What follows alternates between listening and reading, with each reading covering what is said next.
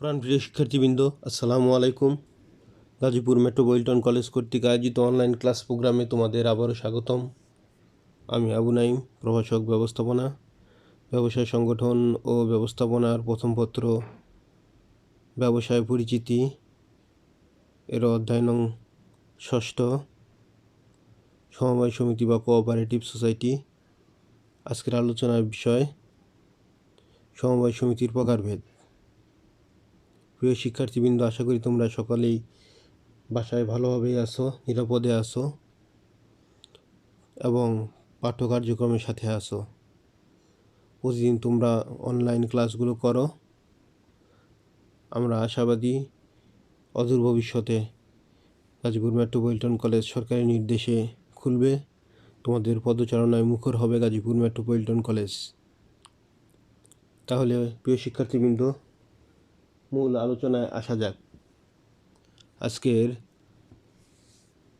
আলোচনা বিষয়সমূহ হচ্ছে সমবায় সমিতির প্রকারভেদ। এই প্রশ্নটা খুবই ইম্পর্ট্যান্ট। এখান থেকে তোমাদের পরীক্ষায় থাকে যে সমবায় সমিতির প্রকারভেদ, কী কী ধরনের সমবায় সমিতি, এটা জানা দরকার। তাহলে সমগোত্রীয় মানুষেরা নিজেদের চাহিদা মেটানোর জন্য বিভিন্ন ধরনের সমবায় সমিতি গঠন করে থাকে। এই সকল কারণে বিভিন্ন ধরনের সমবায় সমিতি দেখতে পাওয়া যায়। নিচে বিভিন্ন দৃষ্টিকোণ থেকে সমবায়ের শ্রেণীবিভাগ দেখানো হলো। তাহলে প্রথম পর্যায়ে এখানে আমরা দেখতে পাচ্ছি যে 3টি ভাগে ভাগ করেছে। এক হচ্ছে সদস্যদের চাহিদার প্রকৃতি অনুসারে, সদস্যদের চাহিদার প্রকৃতি অনুসারে 2 ভাগে ভাগ করা হয়েছে এবং এরপরে হচ্ছে উদ্দেশ্যের প্রকৃতি অনুসারে 6 ভাগে ভাগ করা হয়েছে এবং গঠন সাংগঠনিক স্তর অনুসারে 4 ভাগে ভাগ করা হয়েছে।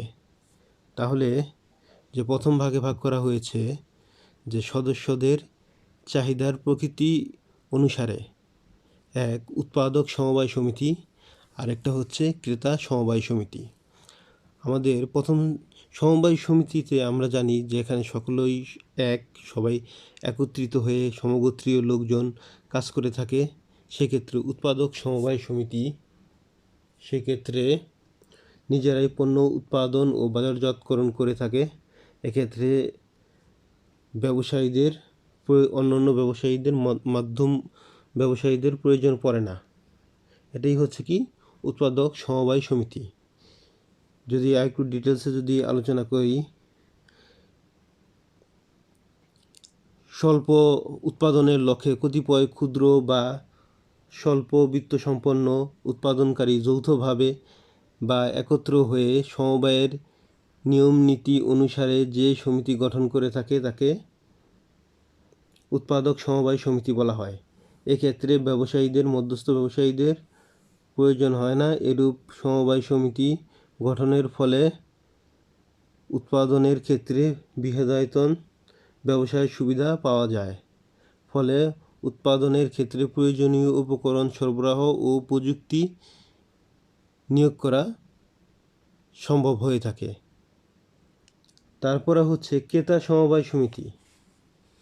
ক্রেতা সমবায় সমিতি এই ক্ষেত্রে উৎপাদক মধ্যবিত্ত ব্যবসায়ীগণের হাত থেকে নিষ্কৃতি পাবার জন্য ক্রেতারা সংঘবদ্ধ হয়ে সমবায় সমিতি গঠন করে থাকে। এ জাতীয় সমবায় সমিতি সাধারণত উৎপাদকের নিকট হতে সরাসরি বা পাইকারির নিকট থেকে পণ্য ক্রয় করে জনসাধারণের নিকট ন্যায্য দামে তা বিক্রি করে থাকে। আমরা বুঝতে পেরেছি ক্রেতা সমবায় সমিতি কাকে বলে। এরপরে আমরা উদ্দেশ্যের প্রকৃতি অনুসারে যে 6 ভাগে ভাগ করা হয়েছে, এর ভিতরে তোমাদের বইতে ভালোভাবে দেওয়া আছে। এটা হচ্ছে প্রথম হচ্ছে ক্রয় সমবায় সমিতি। ক্রয় সমবায় সমিতি এক্ষেত্রে একসাথে অধিক পরিমাণে ক্রয় করে থাকে, অর্থের অপচয় রোধ হয়। যদি একটু বিস্তারিত ভাবে আমরা জানি তাহলে হচ্ছে কার্যের জন্য সার, বীজ, কৃষি যন্ত্রপাতি, কুটির শিল্পের জন্য যন্ত্রপাতি ও কাঁচামাল একসাথে ক্রয় করার জন্য যে সমবায় সমিতি গঠন করা হয় তাকে ক্রয় সমবায় সমিতি বলা হয়ে থাকে। ফলে অপেক্ষাকৃত কম মূল্যে অধিক গুণগত মান সম্পন্ন পণ্য ক্রয় করা যায়। এক্ষেত্রে বৃহদায়তন ব্যবসায়ের ক্ষেত্রে সুবিধা ও পরিবহন সুবিধা পাওয়া যায়। এই বৃহদায়তন ব্যবসায়ের ক্রয় সুবিধা, কারণ তারা অধিক পরিমাণে ক্রয় করে থাকে, এবং পরিবহন সুবিধাটা যেমন একসাথে আমরা অনেক পণ্য ক্রয় করে নিয়ে আসলাম, সেক্ষেত্রে কি বারবার পরিবহনের এই লাগতেছে, ঝামেলাটা পোহাতে হচ্ছে না। তারপরে হচ্ছে বিক্রয় সমবায় সমিতি। আমরা দ্বিতীয় পয়েন্টটা হচ্ছে বিক্রয় সমবায় সমিতি। এক্ষেত্রে ক্ষুদ্র ক্ষুদ্র উৎপাদকের নিজেদের দ্রব্য বিক্রয় করতে হলে বিভিন্ন বাজারে যাতায়াতের খরচ ও বহন করতে হয়। তো এসব অসুবিধার দূর করার উদ্দেশ্যেই ক্ষুদ্রায়তন ও কুটির শিল্পের দ্রব্য উৎপাদনকারী, কৃষিপণ্য উৎপাদনকারী এবং কৃষক প্রভৃতি ব্যক্তিগণ পৃথকভাবে উৎপাদন করলেও যৌথভাবে বিক্রয় করার জন্য বিক্রয় সমবায় সমিতি গঠন করে থাকে।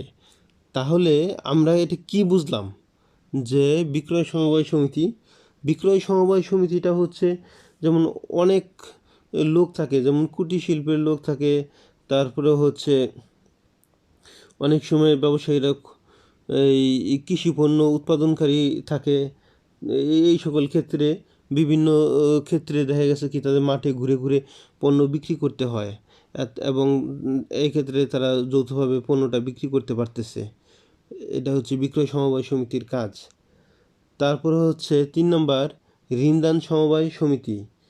ঋণদান সমবায় সমিতি যে কাজটা করে, গ্রামের দরিদ্র লোকজন সুদখোর মহাজনের হাত থেকে রক্ষা এবং সেই সাথে পল্লী অঞ্চলে কৃষিকার্যে আর্থিক সাহায্য দেবার জন্য এ ধরনের সমবায় সমিতি গঠন করা হয়। গ্রামের কৃষক ও কুটির শিল্পের মালিকগণ অর্থাভাবে তেমন কিছু করতে পারে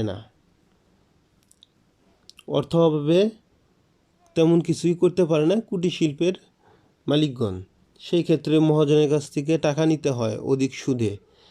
আর ঋণদান সমবায় সমিতি সেই ক্ষেত্রে অর্থের যোগানটা দিয়ে থাকে তারা নিজেরা। যেমন আমরা 10 জন মিলে একটা সমবায় সমিতি করলাম, এই 10 জনের সমবায় সমিতির, এই 20 জনের সমবায় সমিতির দেখা গেছে যে সদস্যরা তারা সুবিধা ভোগ করতেছি। সেই ক্ষেত্রে যেই কাজই করুক না কেন, সেক্ষেত্রে ঋণ দেওয়া হচ্ছে, এবং আরেকজন যেন স্বাবলম্বী হয়, এটাই। যেমন একের বোঝা একজনের পক্ষে যেটা বোঝা, 10 জনের পক্ষে সেটা শক্তি। এই 10 জনের মাধ্যমে একজনকে সাপোর্ট দিয়ে তোমার এই উচ্চ পর্যায়ে নিয়ে যাওয়ার কাজটাই এখানে চলতেছে। তারপর গৃহ নির্মাণ সমবায় সমিতি। এখানে দেখা গেছে সমিতির জায়গা ক্রয় করা হয়েছে, সেখানে বিল্ডিং করে সেই ক্ষেত্রে যে সদস্য যারা আছে তাদের বিল্ডিংয়ের চাবি, ফ্ল্যাটের চাবি তুলে দেওয়া হয়, এবং তারা একটা নির্দিষ্ট সময়ের ভিতরে আস্তে আস্তে কিস্তির মাধ্যমে এই টাকা পরিশোধ করে তারা ফ্ল্যাটের মালিক হয়। সেই কাজটাই এখানে করা হচ্ছে, যে গৃহ নির্মাণ সমবায় সমিতি। তবে এটি নিম্নবিত্তদের একটি সমবায় সমিতি এবং সদস্যদের জমি ক্রয়পূর্বক ঘরবাড়ি নির্মাণের জন্য স্বল্প হারে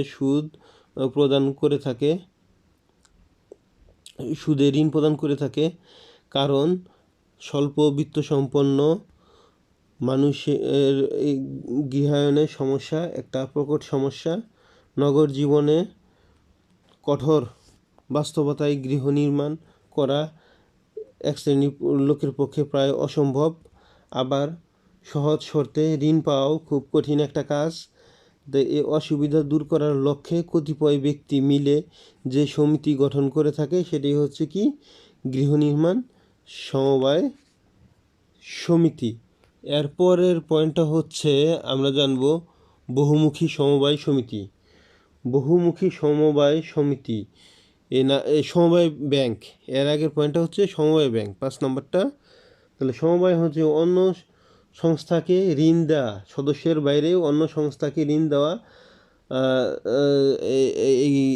এই ব্যাংকটার কাজ, সমবায় ব্যাংকের কাজ।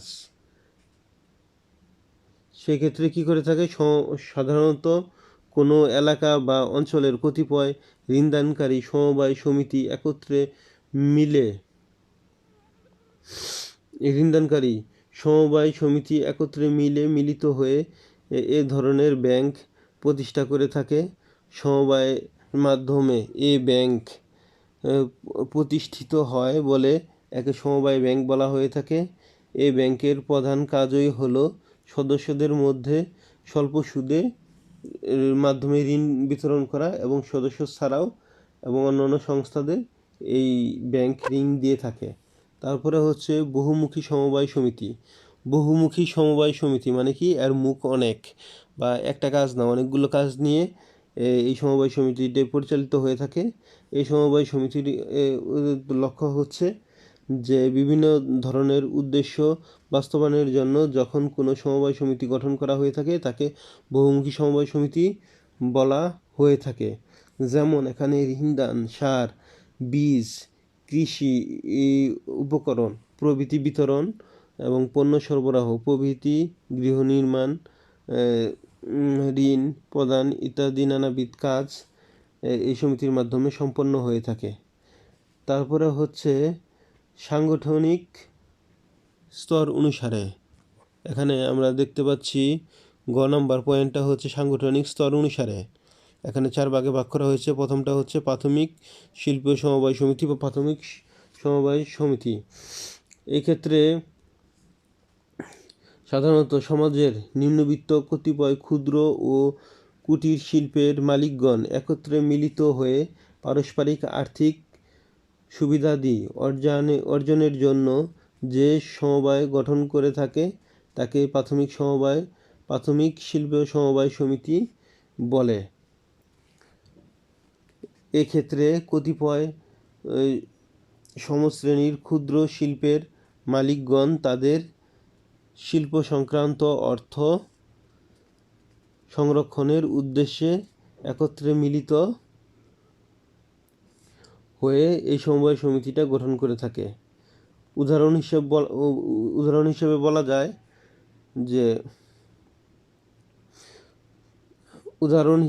বলা যায় বাঁশ ও বেতের দ্রব্য উৎপাদনকারী প্রতিষ্ঠান, তাঁত শিল্পের মালিকগণ, রেশম ও লবণ উৎপাদনকারীগণ, বিড়ি প্রস্তুতকারী প্রভৃতি শিল্পের মালিকরা এই সমবায় সমিতি গঠন করে থাকে। তারপরে হচ্ছে কেন্দ্রীয় সমবায় সমিতি। 10টি প্রাথমিক সমবায় সমিতি একত্রিত না হলে কেন্দ্রীয় সমবায় সমিতি গঠন করা সম্ভব না। কয়েকটি প্রাথমিক সমবায় সমিতি একত্রিত হয়ে যে সমিতি গঠন করে তাকে কেন্দ্রীয় সমবায় সমিতি বলা হয়। এ ধরনের সমিতি ওয়ার্ড, ইউনিয়ন বা থানা পর্যায়ে প্রাথমিক সমিতিসমূহে কেন্দ্রীয় সমিতির হিসেবে দায়িত্ব পালন করে। কেন্দ্রীয় সমিতিতে কোনো ব্যক্তি সদস্য থাকে না। প্রাথমিক সমিতিতে যারা সদস্য থাকে তাদের ওই সমিতি এর সদস্য। বাংলাদেশে প্রচলিত সমবায় অধ্যাদেশ অনুযায়ী কমপক্ষে 10টি, আমি আগে আলোচনা করেছি, 10টি প্রাথমিক সমিতি একত্রিত না হলে কেন্দ্রীয় সমবায় সমিতি গঠিত হয় না। তারপরে হচ্ছে মিশ্র সমবায় সমিতি। মিশ্র সমবায় সমিতি হচ্ছে যে সমবায় সমিতিতে ব্যক্তি সদস্যের পাশাপাশি প্রাথমিক সমবায় সমিতিসমূহ সদস্য হয় তাকে মিশ্র সমবায় সমিতি বলে। এটি সমবায়ের তৃতীয় স্তর। এই স্তরে বিভাগ বা প্রদেশ অনুযায়ী সমবায় সমিতিগুলো একত্র হয়ে ব্যক্তি সদস্যদের সমন্বয়ে বৃহদায়তন সমবায় গড়ে তোলে। এরূপ সমিতিতে কমপক্ষে ন্যূনতম 10 সদস্যের মধ্যে হতে নির্বাচিত ব্যক্তিদের দ্বারা পরিচালনা পর্ষদ গঠন করা হয়। তাহলে এখানে হচ্ছে জাতীয় সমবায় সমিতি। আমরা লাস্টের পয়েন্টটা হচ্ছে জাতীয় সমবায় সমিতি। কোনো ব্যক্তি এই সমবায় সমিতিতে সদস্য হিসেবে থাকে না। যে সমবায় সমিতিতে কমপক্ষে 10টি কেন্দ্রীয় সমবায় সমিতি একত্র হয়ে থাকে তাকে জাতীয় সমবায় সমিতি বলা হয়ে থাকে। এ ধরনের সমিতিকে সমবায় সমিতির সর্বোচ্চ পর্যায়ে জাতীয় সমবায় সমিতি বলে। যেমন এখানে আছে জাতীয় মৎস্যজীবী সমিতি, জাতীয় সমবায় ব্যাংক ও BRDB এ ধরনের সমবায় সমিতি।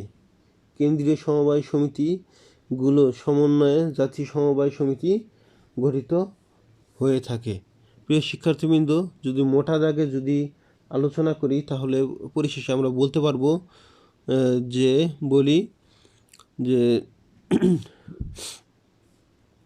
সমাজে বসবাসরত বিভিন্ন শ্রেণীর মানুষের বিভিন্ন প্রকার চাহিদা ও পার্থক্য অনুযায়ী বিভিন্ন প্রকার সমবায় সমিতি গড়ে উঠতে দেখা যায়। সমাজে বসবাসরত মানুষের কল্যাণে সমবায় সমিতিগুলো গড়ে উঠেছে। ফলে সামাজিক ও অর্থনৈতিক উন্নয়নে সমবায় সমিতিগুলো ব্যাপক ভূমিকা পালন করছে। প্রিয় শিক্ষার্থীবৃন্দ, আশা করি তোমরা সকলে ভালো আছো। সকলের ভালো থাকা এবং সুস্বাস্থ্য কামনায় আমি আজ এই পর্যন্তই। আসসালামু আলাইকুম।